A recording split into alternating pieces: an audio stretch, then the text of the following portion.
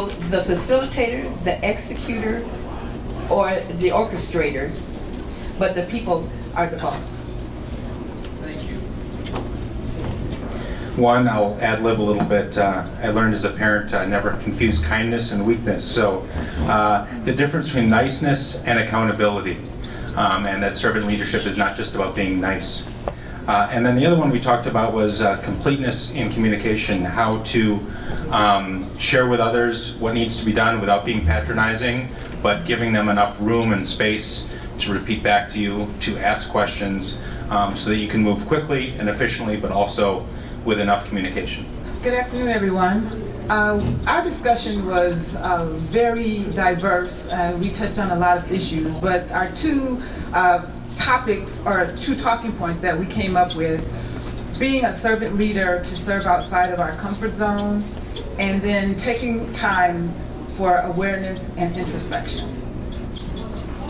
Thank you. Excellent. Our group discussed a lot of the trusting aspect to communication and in creating a higher sense of self-awareness and personal growth.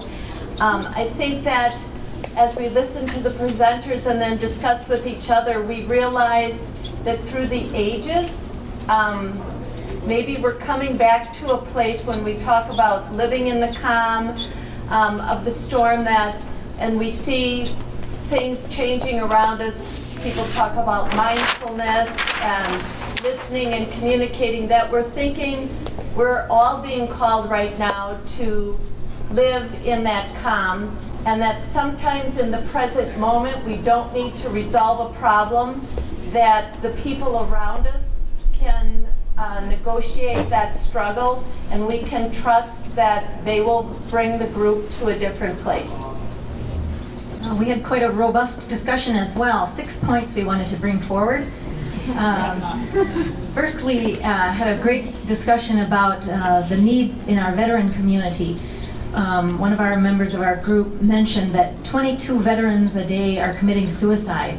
And so we talked about how, as servant leaders, could we be compassionate? How could we find resources that we can connect people to and build trusting relationships for our veterans?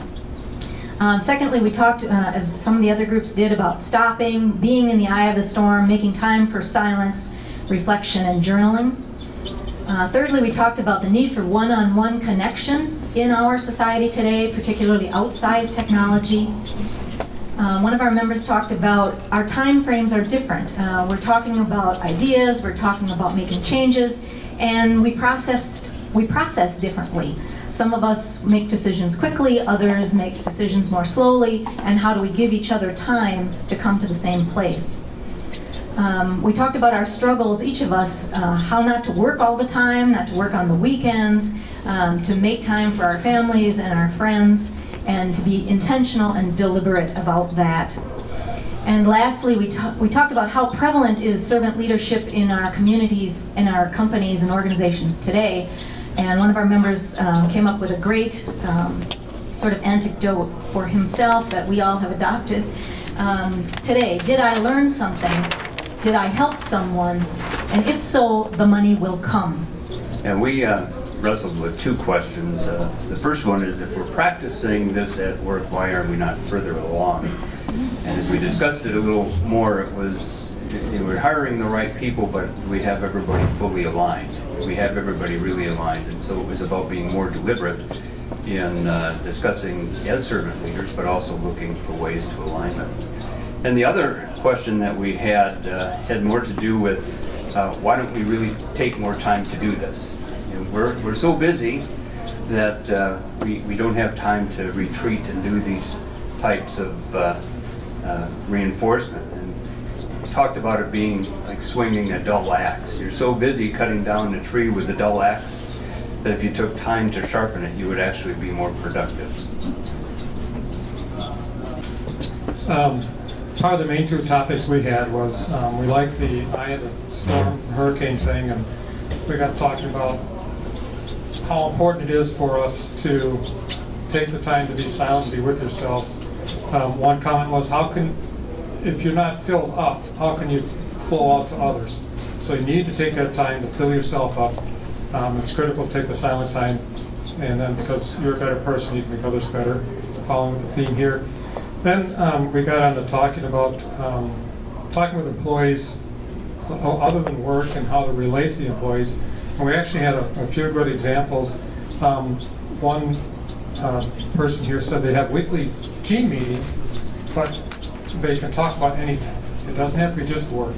It can be personal life, it could be the drive-in, whatever it is. So it doesn't have to be just work-related.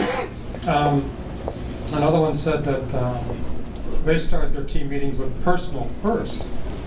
And if the meeting goes beyond and they don't get to work, well, we'll meet again later on for work things. But they always start with the personal, and that created a lot of trust for that group. And like somebody said, they had one employee that was ready to quit, but because they started doing these things, that employee has now got more confidence and is just prospering and doing great for the company. And then another one, they have these meetings, they're one-on-one with the employees, manager and employee. The first 20 minutes belongs to the employee. Talk about anything. The last 10 minutes belongs to the manager. So a few examples of, we talk about doing these things. Here's 3 different ways that you could maybe think about doing it in your group. Somebody has a wall wonderful. Somebody did something great, got me a cup of coffee, jumped my car, helped me with a flat tire, whatever it is. Anybody can post on that wall so everybody can see what's going on around the office. And then finally, I don't know what you call it, but the motto is treat everybody fairly by treating them differently. In other words, realize that one size doesn't fit all. We were all over the board too. I think it's because of the great ideas and diversity of our table of different backgrounds. 4 points that we want to share. First of all was following up on the finding the calm in the eye of the storm. It's important to understand that the leader controls the environment, and often the speed of the leader equals the speed of the team. It's important to bring excitement to the day. There's always positives, and often in times in storms when I focus on the negatives. So can we bring the positives to the forefront and focus on those? It's a team approach. We talked about it. We have a coach at our table. We've had experience with athletics, and often the most successful teams are those that fully understand each of their roles. And that's not all on one person's shoulders. So that making sure that we bring that team approach to those situations. And then sometimes you just need a space where you need to retreat and get away from the storm so you can not be distracted and focus on the matter at hand. 2, listening is critical to leadership.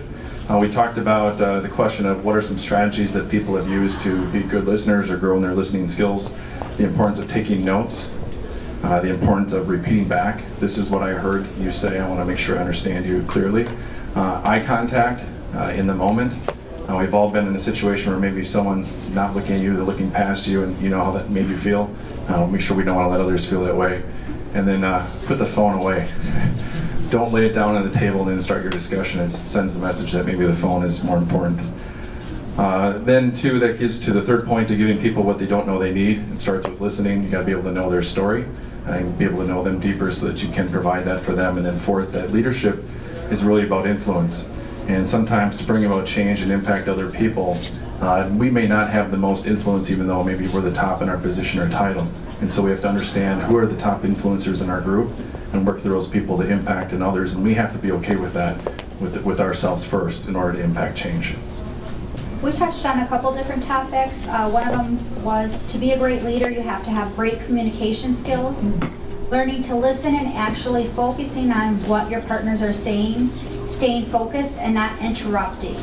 A balance of servant leadership, being compassionate and articulate, giving negative feedback with positivity. Doing the right thing for the company, which is a circle, which includes taking care of your shareholders, employees, and customers, and it's just all in balance. So that's what that was our takeaway from this leadership. We had a rich discussion as well. We settled on 3 points.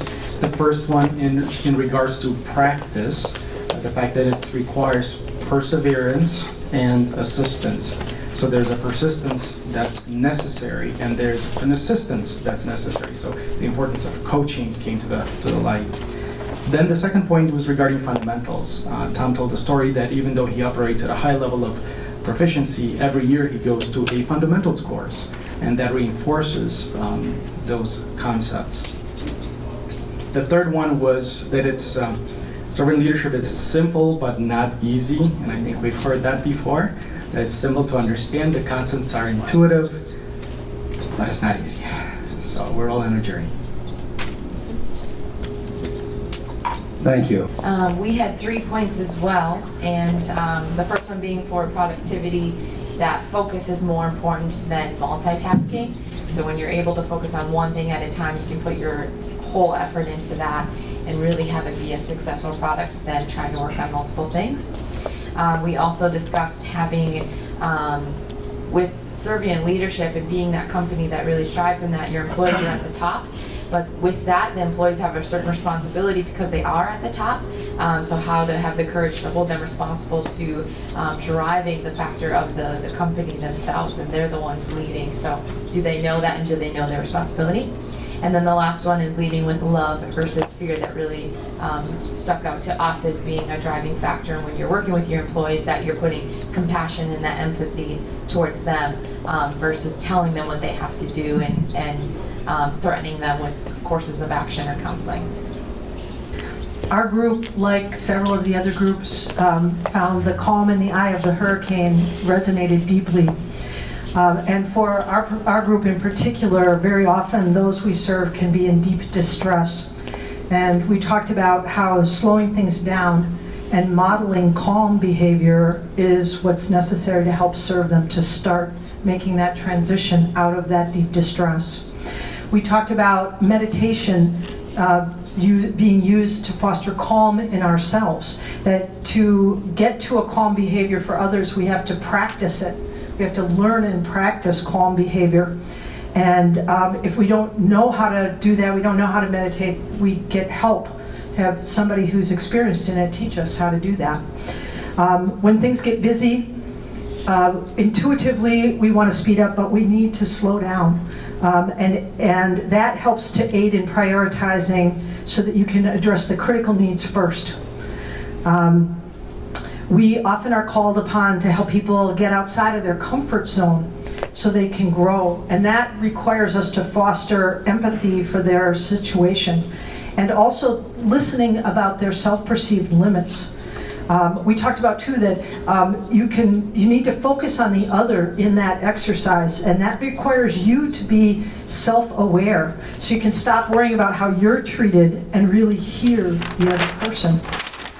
And last, we talked about that it's possible through that process to get burned up by constant giving and not feel able to be open and present to others. And when you find yourself feeling like that, we tried to brainstorm about things that you could do, and we came up with 3 things in particular. First is create a network of support and appreciation for yourself. Not just one person, 2 or 3 or 4 people that you can go to and help you keep that resiliency in yourself. Second, you need to step back to consider things that for you personally build resiliency in yourself so that you don't get yourself to a point that's completely depleted. And things that nurture healing in yourself. What are things that help heal you so that when you're reaching that point, before you flame out, you've got some things to go to that help restore the balance for yourself. And finally, as you get better at observing this before you get to burnout, you catch yourself observing and name the emotion you're feeling, label it before you get all the way to burnout. Those are the 3 things that we talked about. Thank you.